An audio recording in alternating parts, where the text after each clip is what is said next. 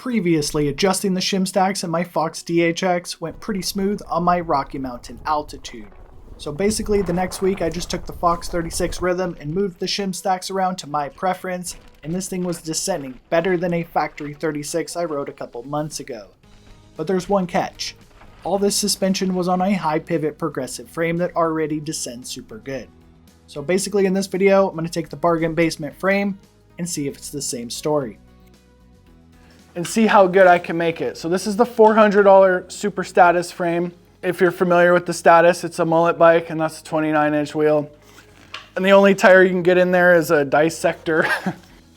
The rear suspension on the Status is absolutely garbage. So let me show you the friction in this rear suspension. So if you're not aware, I read it on the internet, and it may not be true, that the Specialized Status is a 2017 Enduro suspension with a shorter chainstay. But this yoke thing right here, I'm pretty sure it's supposed to have a little bit more extra free float. So even though I have two Fox 38s, this is like the super budget build. My Fox 36 Rhythm is heavily modified, so here's the specifications. It's 170mm travel with a modified 2021 Fox 36 air spring. I adjusted the compression shims from a straight stack to a tapered stack, and added one thicker shim on the end of the stack to stiffen up the high-speed compression. The rear shock, the Fox DHX, it is heavily modified as well. So here it is. It's a 230/65, upping the travel to 170mm in the rear. I'm guessing I'm going to be adding a 600-pound MRP progressive spring in there because Specialized rear suspension sucks. I adjusted some of the compression shims, removed the larger shims, and added some thinner, less wide shims, and remove some of the rebound shims because this shock was just choked up. I'm not sure if all these customizations are going to transfer over onto the Status because it's a very affordable suspension type. The Rocky Mountain is in the background and I'm on a mission to get in shape, hence the Amish bike. So if you have a Fox 36, you need to start with the rebound in the full fast setting, because I'm a big dude. I'm 6'2", 220 pounds. It completely changes the character of how this bike rides. I'm just gonna go do like a street setup on the Status.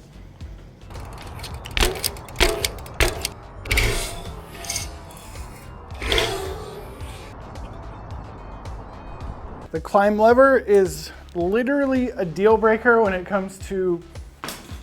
Now, I didn't realize how important it is to have a climb lever when you don't have a motor underneath you, but fortunately the Fox DHX does have a climb lever. So the first ride around the test track to get a base level reading and see if I need to tear into it. All right, so this is a really weird experience because this thing feels like a BMX bike and the suspension needs are completely different with Amish.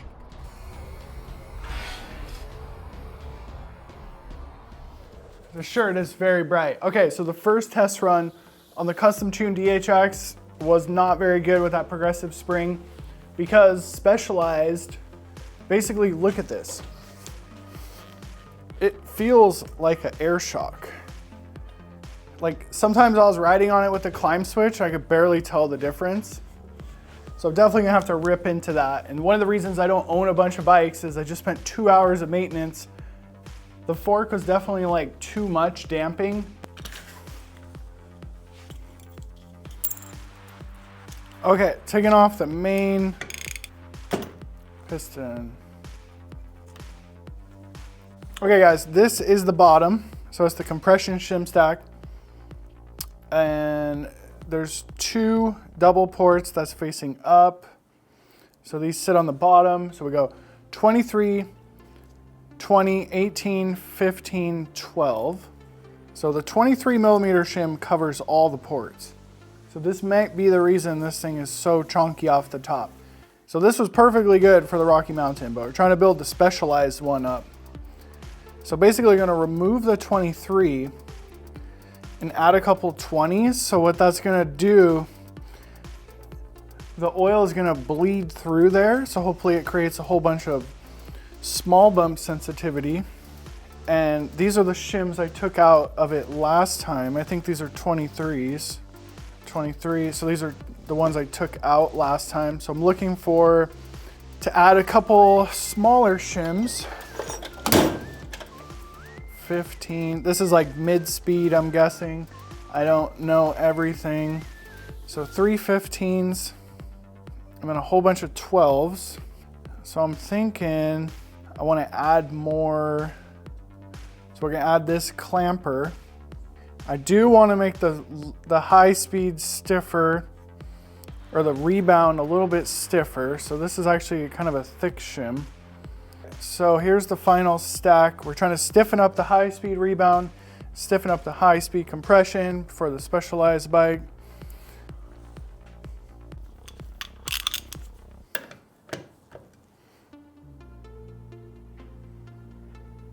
On the compression side, I removed the 23mm shim so the holes were exposed on the main piston and the shock does not work properly. Even when moving the rebound, it just violently goes up because it's not creating any damping because the ports are basically not covered. So I gotta take it apart. It was a good experiment. Okay, that was kind of a disaster. Lesson learned, all the ports on the piston need to be covered. So I put the 23mm shim back on the main piston compression side and kept all the shims, the 15mm and the 12mm shims, to hopefully add in a whole bunch of high-speed compression so I can run a straight spring on the Fox DHX. If you've been doing this for 20 years, how do I add strictly high-speed compression to the shock properly without the dyno and all the expensive tools and shim calculator software I can't afford? So I was going to fully strip the fork down and change the shim stacks, but that took me like 3 hours of experimenting. So I'm just gonna try one token to try to save some time. Pulling out the Insta360 because basically I use the camera to diagnose how the suspension looks compared to how it feels. So on this 6-foot huck to flat, we are getting some pretty heavy compression, but the coils aren't touching each other and it felt pretty safe. And I wasn't riding very hard or on a very big jump, but I'm pretty satisfied so far. But it's always a good idea to take your time. It's a completely different characteristic than before. One notable thing about the Fox DHX, it is definitely the best climbing coil shock I've ever been on, not even considering this thing has a climb switch. So you buy a coil shock for descending attributes. I think that's why the Fox DHX was such a failure. Like, who wants a good climbing coil shock? You want all that sacrifice on the uphill so it goes good on the downhill. But if you do care about that stuff, it pedals pretty amazing on your Amish bike. Now, I didn't want to fully strip down the fork if I don't need to, because I did put a whole bunch of custom shims in there, but I did remove one token, and the last time I did that, I almost broke my wrist. So once again, this modified Fox 36 Rhythm with a 2021 Airspring, with one token in it, it just does not feel right. So what this means is I have to strip the fork down, purposely make the compression damping too light so I can add the tokens back in. Jumping back into the mechanic bench, here is the compression assembly out of the Fox 36 Rhythm grip assembly. So if you have a 36 Rhythm, it comes with 4 13.5mm shims, and I just tapered them down to 9mm. And I added in the 9mm shim to make it stiffer for the Rocky Mountains high-speed compression, because that bike has weight all over the front wheel. So I'm going to purposely make this a lighter compression tune by removing the 9mm shim, so I can effectively add the tokens back into the Fox 36 Rhythm without it feeling harsh. Putting the Fox 36 Rhythm back together with the one shim, the tiny shim removed out of it, and the token back in, it was definitely feeling better. So I want you to keep in mind, I put a 2021 Airspring inside of this fork, so this problem of it needing 2 tokens may have been created by myself. Because I don't have the dyno software to basically do this in the garage, this is how I'm tuning suspension. And basically I was ready to go as fast as I am comfortable going. So this is actually how I diagnose it versus how it felt. So this run felt phenomenal. So I'm gonna check how the coil shock looks on this 3-foot huck to flat. So that moment right there, the coil's not bending or anything. It's definitely getting pretty deep into the travel. What we want to focus on is the fork. So if you want to make your Fox 36 Rhythm or any 36mm stanchion fork feel very confident, you can't allow it to go deep into the travel. Like you have to put a ton of compression on it, or actually tokens is the most effective form of it. Because once I removed that extra compression shim, I actually had to slow the rebound down on the previous run.